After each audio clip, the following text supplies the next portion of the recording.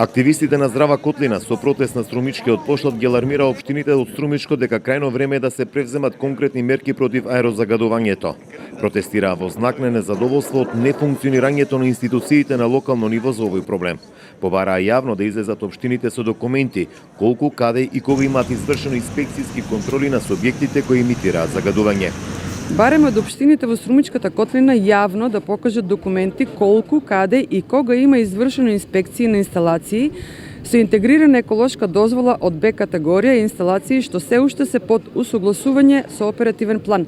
А сите сме свесни дека има инсталации што воопшто не се пријавени, што имитираат значајно загадување во воздухот, но се невидливи за институциите поради разни причини. Сакаме точно да знаеме кој и колку загадува и со што загадува во рамки на дозволеното согласно добиената интегрирана еколошка дозвола.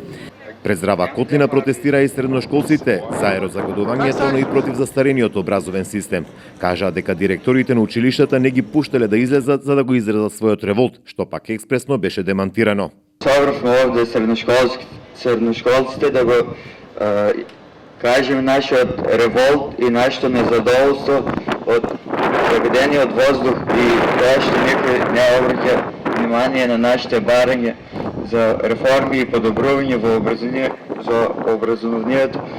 Протестите на активистите на Здрава Котлина ќе продолжат секој петок, се со цел, како што кажа, да се разбудат институциите кои се одговорни да стават ред со фирмите кои вршат емисии во воздухот, заради што Струмица изминативе месеци постојано беше во врвот на најзагадените градови.